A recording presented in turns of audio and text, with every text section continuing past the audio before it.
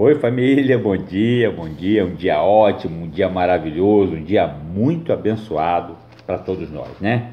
E Deus abençoe a tua família também, internauta, e a você que estiver assistindo esse vídeo. Bom, vamos orar, né? Orar é muito bom.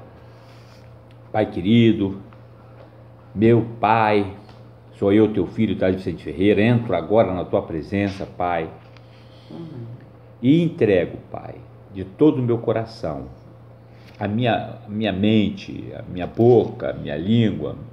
Fala, Pai, ensina a tua palavra. Que não eu fale, Pai. Ah, Pai, eu sou só um mensageiro, eu sou apenas um correio. A minha alegria é poder entregar as suas correspondências, Pai. Ah, Senhor, que a minha família, meus amigos, internautas, a família dos internautas, possam receber de Ti a palavra, o ensinamento que precisam. Eu estou aqui, Pai, usa-me. Eu agradeço em nome de Jesus. Amém. Família, bom, voltando a afirmar que o meu objetivo é apenas ler a palavra de Deus, entregar a mensagem como um correio. A gente não discute com o correio a mensagem que recebe, né? O mensageiro, quando leva a mensagem para o rei, ou para quem ele foi enviado, ele não discute a mensagem, né? Ele vai lá e entrega a mensagem. E, às vezes eu percebo que eu acabo entrando porque eu assisto o vídeo depois, né? E aí eu não estou aqui debatendo, discutindo, eu só quero ler a palavra. É Deus que tem que falar. Então, você vai seguir o seu caminho, eu só vou entregar a correspondência. O que você vai fazer com ela é um problema seu, né? Eu já li a Bíblia algumas vezes, já tive muitas dúvidas, já fiz muitas perguntas e continuo fazendo. E é nela que eu encontro resposta para todas as minhas dificuldades. É igual aquela história do barquinho, né? Eu vou acreditando, vou agindo, olho para o alvo, leio o manual e procuro manter o meu barquinho sem lixo, porque a gente produz muito lixo o tempo todo, né? E às vezes vem pensamento de lixo até na nossa cabeça quando a gente não quer. Vem lixo voando no vento, né? E quer grudar no nosso barco, e a gente tem que estar sempre mantendo o barquinho limpo. Então hoje nós vamos ler Lucas capítulo 15. No capítulo 14 nós vimos que Jesus pegou os fariseus, né? No dia de hoje, falando assim, né? Jesus pega um religioso e pega um doutor, perito na lei. Aí vem cá. Deixa eu fazer uma pergunta para vocês. Para você religioso e para você perito na lei. É permitido curar no sábado? Aí os dois ficam olhando para ele com aquela cara assim, sem saber o que pode responder, né? Nem o perito da lei sabia responder precisamente, nem o religioso. Aí ele cura uma pessoa que estava doente. É fantástico, né? As saídas de Jesus é maravilhosas, são fantásticas. Depois ele fala que a recompensa virá no dia da ressurreição. Aí eu até comentei sobre, eu achei engraçado porque se eu tiver errado não vou ter problema nenhum, né? Se quem prega a reencarnação estiver correto, eu vou reencarnar, né? Mas eu tenho certeza absoluta que não. Mas se eu tiver errado, eu não vou ter problema nenhum. Agora, quem tem a certeza absoluta que vai reencarnar, que eu acho uma injustiça terrível, e aí não vai reencarnar? Se tiver errado, não tem mais salvação. Tem uma brincadeira, né, que tem uma cadeirinha fumegando no inferno para ele. E é o fogo eterno, é o fogo consumidor. Vai sentar lá, vai deixar de existir. E eu acredito nisso, porque está escrito na Bíblia. Depois Jesus fala do preço do discipulado. Quando você casa com a sua esposa, com a mulher que você ama, você não larga seu pai, sua mãe e não vai viver com ela? Não é assim que funciona? O correto é isso, né? E aí vocês vão formar a própria família de vocês. Jesus está falando assim, ó: se alguém vem a mim e ama seu pai, sua mãe, sua mulher, seus filhos, seus irmãos e irmãs e até sua própria vida mais do que a mim, não pode ser meu discípulo. Tá certo. Se você casa e não sai da casa dos seus pais, almoça, toma café, janta, até dorme lá às vezes, para que casou? Não é isso? É só uma comparação. E depois, Jesus fala assim, aquele que não carrega a sua cruz e não me segue, não pode ser meu discípulo. É verdade? Você não pode ficar com o pé num lugar, outro pé no outro, pula para cá, pula para lá, você tem que ir num caminho só. E aí depois, Jesus fala, no capítulo 15, da ovelha perdida. Olha onde Jesus estava. No 14, ele estava num sábado, na casa de um fariseu, um religioso importante. Agora, no capítulo 15, ele está com todos os publicanos e pecadores. E os mestres fariseus e os peritos na lei estavam lá e estavam fazendo um comentário. Este homem recebe pecadores e come com eles. Então Jesus lhes contou esta parábola. Qual de vocês que possuindo 100 ovelhas e perdendo uma, não deixa as 99 no campo e vai atrás da ovelha perdida até encontrá-la? E quando a encontra, coloca-a alegremente nos ombros e vai para casa.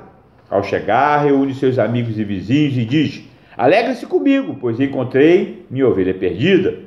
Eu lhes digo que da mesma forma haverá mais alegria no céu por um pecador que se arrepende do que por 99 justos que não precisam arrepender-se.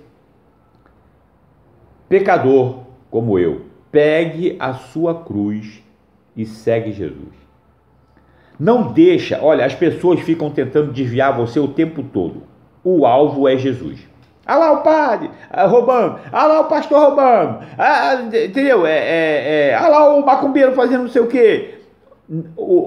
A Bíblia é uma mentira. Ah lá, tem a ciência, né? A ciência para explicar os milagres de Deus.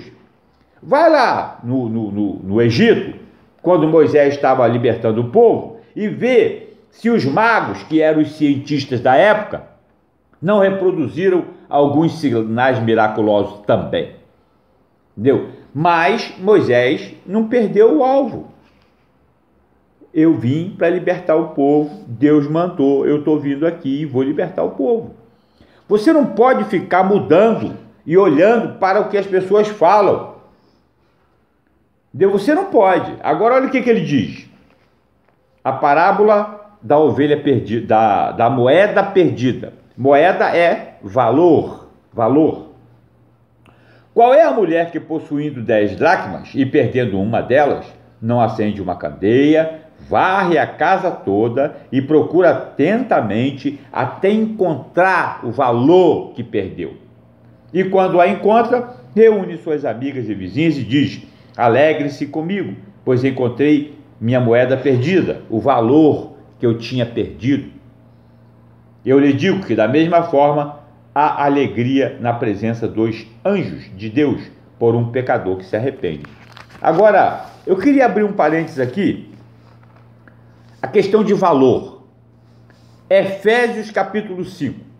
Portanto, sejam imitadores de Deus como filhos amados e vivam em amor, como também Cristo nos amou. E se entregou por nós como oferta e sacrifício de aroma agradável. Entre vocês não deve haver nem sequer menção de imoralidade sexual, como também de nenhuma espécie de impureza e de cobiça. Valores morais, éticos, pois essas coisas não são próprias para os santos, os que estão em processo de santificação, como nós. Jesus primeiro, ele faz o quê? Ele perdoa os pecados, então ele torna justo, ele rasga o escrito de culpa. Aí, você liberto, você entra num processo de santificação, para no final você ser glorificado, como Jesus foi. Não haja obscenidade, nem conversas tolas, nem gracejos imorais que são inconvenientes, mas ao invés disso, ações de graça. Porque vocês podem estar certos disto. Nenhum imoral, ou impuro, ou ganancioso, que é idólatra, tem herança no reino de Cristo e de Deus. Ninguém os engane com palavras tolas, pois é por causa dessas coisas que a justiça de Deus, a ira de Deus, vem sobre os que vivem na desobediência. Portanto, não participe com ele dessas coisas. Jesus estava na casa de publicanos e pecadores. Não é verdade? Estava participando com eles? Não. Jesus foi para lá para explicar para eles por que, como, quando e sempre eles deveriam deixar, abandonar aquela vida. Por isso que ele fala dos valores perdidos, da moeda perdida, ele fala da ovelha perdida. Agora ele vai entrar no filho perdido, filho, dentro de casa. Quantos pais não estão chorando porque a sua filha largou a casa para ir morar com um bandido na favela? Agora veja bem, Jesus continuou: um homem tinha 2 filhos. O mais novo disse ao pai: pai, quero a minha parte da herança. Assim ele repartiu sua propriedade entre eles. Não muito tempo depois, o filho mais novo reuniu tudo o que tinha e foi para uma região distante. E lá desperdiçou seus bens vivendo irresponsavelmente. Depois de ter gasto tudo, houve uma grande fome em toda aquela região e ele começou a passar necessidade. Por isso foi empregar-se com um dos cidadãos daquela região, que o mandou para o seu campo a fim de cuidar de porcos.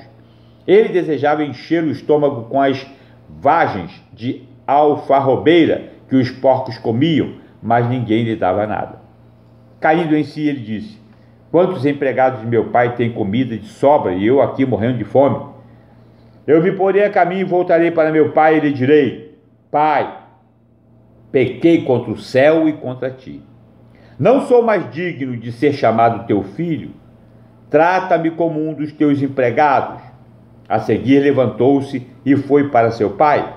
Estando ainda longe, seu pai o viu e, cheio de compaixão, correu para seu filho e o abraçou e beijou. O filho lhe disse: pai, pequei contra o céu e contra ti. Não sou mais digno de ser chamado teu filho. Mas o pai disse aos seus servos: depressa, tragam a melhor roupa e vistam nele. Coloquem um anel em seu dedo e calçados em seus pés. Tragam um novilho gordo e matem-no. Vamos fazer uma festa e alegrar-nos, pois este meu filho estava morto e voltou à vida. Estava perdido e foi achado. E começaram a festejar o seu regresso. Enquanto isso, o filho mais velho estava no campo. Quando se aproximou da casa, ouviu a música e dança. Então chamou um dos servos e perguntou o que estava acontecendo. Este lhe respondeu: seu irmão voltou e seu pai matou o novilho gordo, porque o recebeu de volta são e salvo. O filho mais velho encheu-se de ira e não quis entrar. Então seu pai saiu e insistiu com ele. Mas ele respondeu ao pai: olha, todos esses anos tenho trabalhado como um escravo ao teu serviço e nunca desobedeci às tuas ordens. Mas tu nunca me deste nenhum cabrito para eu festejar com os meus amigos. Mas quando volta para casa esse teu filho, que esbanjou os teus bens com as prostitutas, matas o novilho gordo para ele. Disse o pai: meu filho, você está sempre comigo e tudo o que tenho é seu. Mas nós tínhamos que celebrar a volta deste seu irmão e alegrar-nos, porque ele estava morto e voltou à vida, estava perdido e foi achado.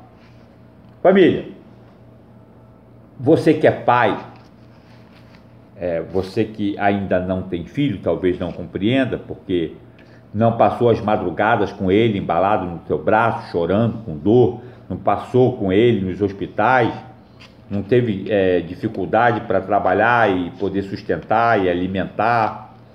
Talvez você não compreenda. Mas eu vou dizer uma coisa, porque eu tenho filho e tenho neto. É doído, é muito doído, quando você vê um filho perdido. Quando você vê um filho indo por um caminho que você sabe que ele vai sofrer muito. E aí você fala com ele, você chama, você orienta e ele não te dá ouvido? É verdade? E aí você vê ele, aquele teu bebê que você pegou pequenininho, criou, educou, deu remédio, cuidou da febre, ficou do lado velando a febre dele até ele ficar bom, e você vê ele esse dia, é duro, é muito duro. E ora, quando às vezes você ouve de um outro filho falar assim, você não dá atenção para mim, eu também sou teu filho, é porque ele está ali contigo, ele está protegido, o outro está desprotegido. Não é que você ame mais um filho do que o outro, Deus não ama mais um do que o outro. Nós, na nossa humanidade, nós temos às vezes dificuldade, porque nós gostamos mais do comportamento de um filho do que o comportamento do outro, mas não quer dizer que a gente ama um mais ou menos do que o outro. É porque o comportamento às vezes impacta na gente, não é verdade? Como você vê, às vezes uma menina linda, bonita na prostituição, podia, sabe, mas ela não quer ser empregada. Aí você vê as ilusões do mundo consumindo, né, o teu filho se entregando ao homossexualismo, sem ter esse tipo de situação, mas apenas pela libertinagem, né? Então, não existe outra solução a não ser orar. Orar, joelho no chão, pedir perdão, misericórdia a Deus e orar. Da mesma forma como algumas doenças que você faz de tudo, gasta uma fortuna com médicos para encontrar a cura e não encontra. Às vezes, essa doença ela é colocada por um demônio, como a gente já viu aí, espíritos malignos que botou a mulher encurvada 18 anos. E aí Jesus libertou. Só Jesus salva. Só Jesus liberta. As outras coisas pode até acontecer, mas não sem a autorização de Deus. Então, orar, colocar toda a sua angústia em Deus e todo o seu pedido, todo o seu clamor, mesmo que você às vezes faça isso com desânimo, sem fé, mas é engraçado porque às vezes a gente fica tão, pô Senhor, não adianta nada. Adianta sim, adianta sim. Vamos orar. Pai, eu entrego a minha família, os meus filhos nas tuas mãos, Pai. O mundo jaz no maligno, Pai, cheio de ilusão, Pai. O mundo está aí sugando, tragando os nossos filhos, que a gente cria com tanta dificuldade, Pai. Aí de repente, do nada, eles caem num abismo ruim, Pai. É uma dor tão grande no coração, uma mãe ver o filho jogado no meio da lixeira, drogado, cracudo. Um pai ver aquele filho dele jogado no homossexualismo, na libertinagem, na prostituição. É muito duro, Pai. E não nos resta outra possibilidade a não ser recorrer a Ti. Alguns até se revoltam contra Ti, Senhor, porque acha que não merece aquilo, como aquele filho se revoltou porque o pai estava se dedicando ao outro que tinha voltado. Que nós possamos, Pai, todos, um só corpo, uma só alma, um só espírito, clamar, Pai, pelos nossos doentes, mas a Ti, Pai, liberta, Pai, se tem espírito maligno colocando doença na minha família, liberta, Pai. Pai, nós estamos fazendo jejum de palavrão para limpar um pouco o lixo da nossa casa. Palavrão é lixo, Pai. Não tem necessidade nenhuma de falar palavrão. As pessoas não têm a menor necessidade de falar palavrão para expressar um sentimento. Isso não existe, isso é coisa do demônio, Pai. Estão aí na televisão, em todos os lugares, as pessoas desviando o olhar de Ti só para falar mal dos outros, Pai, que por algum motivo também não estão fazendo o que é certo.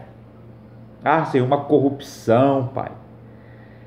Uma imoralidade nesse país, no nosso estado. Olha a guerra espiritual, Pai. Olha a crise espiritual, a corrupção, as pessoas fazendo arrastão. Tem vários filhos de pais ali que estão envolvidos nesses arrastões, Pai. Várias pessoas que ainda estão na fase de idade de 16, 17, os menores, 10, 11, 12, estão envolvidos nisso também, porque vai no oba-oba. Que crise espiritual, Pai. Isso nos faz olhar para os sinais do tempo, Pai, e perceber que a volta do teu filho está muito próxima, Pai. Porque a tua palavra, ela não mente, ela não pode deixar de ser cumprida, porque a palavra de Deus não volta vazia. Eu sou apenas um mensageiro, Pai. Quem sou eu para discutir a tua palavra, para falar sobre o que o Senhor falou, o que o Senhor estava pensando? Eu só entrego a mensagem. Tantas pessoas se agarrando a ídolo, a imagens, Pai. Ah, Deus da glória, Deus Todo-Poderoso. Tantas pessoas se agarrando a aconselhamento de espíritos que nem conhece, Pai. Um espírito pode dizer que é uma coisa, pode fingir que é uma coisa, pode dizer que é um e não ser. Mas as pessoas se agarram a isso, Pai. Não fazem nada sem consultar os espíritos. Que nós possamos todos consultar somente a Ti. E que o Senhor se revele e fale e toque no coração de cada um de nós. Nós só queremos a Ti, Pai. Te louvamos, Te adoramos, Te bendizemos. Pai nosso que estás no céu, santificado seja o Teu nome. Venha a nós o Teu reino. Seja feita a Tua vontade, assim na terra como no céu. O pão nosso de cada dia nos dai hoje. Nos dê perdão, Pai, para que nós possamos perdoar os nossos pecadores. Perdoa, misericórdia, perdoa nossas dívidas, Pai. Não nos deixeis cair em tentação, Pai. Nada nos tire do alvo. Não permita que nada nos afaste do alvo, Pai. Não nos deixeis cair em tentação. Livra-os do mal. Se houverem armadilhas preparadas, desmonta, Senhor. Porque Teu é o reino, o poder, a honra e a glória para todo sempre. Amém. Internauta, um beijo. Família, um beijo. Fica com Deus. Beijo.